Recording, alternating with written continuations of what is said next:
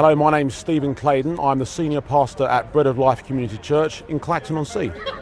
Stephen, really good to speak to you. Are you seeing a bit of a resurgence in Christianity, more young people attending? Absolutely, yeah. We've got multiple outreach groups in our church, and what we're seeing is really an unprecedented amount of interest from younger people, people in their late teens, early 20s, particularly in Colchester, where of course you've got university students. Yep. There was a time where university students were known for being quite anti-Bible, anti-God and things like this. But we're seeing now a kind of shift and a turn of the tides where so many, particularly males as well, are interested in things about faith and God and the Bible and things like this. Yeah, I think there's a change all over the country. I mean, definitely. It may not be a tidal wave, but there's definitely a surge. There's definitely a shift going on. That is going on. Of course, and in some ways, it's actually quite difficult now to stand up in public and espouse Christian values. You're almost demonised by elements of the media for doing so. Exactly. And you've suffered a few problems too. We have had some issues, yeah. I mean, only up until recently. We've been doing this for 6 years at Bread of Life Church. We've been doing this for about 6 years, and we've rarely had any problems with authorities or anything like that. The group in question is our group in Colchester. We've got a weekly Colchester group which meets every Wednesday, preaching the gospel, going out, telling people about Jesus. And it's only in the last few months where the council have been complaining, first of all, about the volume, because we have amplified preaching, how it's affecting businesses and things like this. But now they're also starting to infringe upon the content of the message. In what way?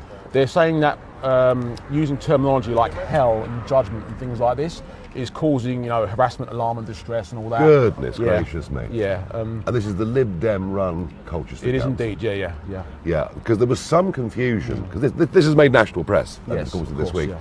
There was some confusion that it might have been Tendring District Council or local one, but no, it's not them. It's a separate council to where our church is based. Yeah.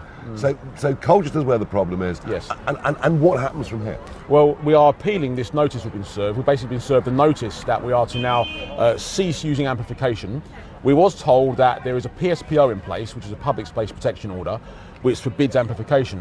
And of course, we've checked this out, we've looked at the documentation online, and it states no such thing. There's no ban on amplification in Colchester. But there is a reasonable level.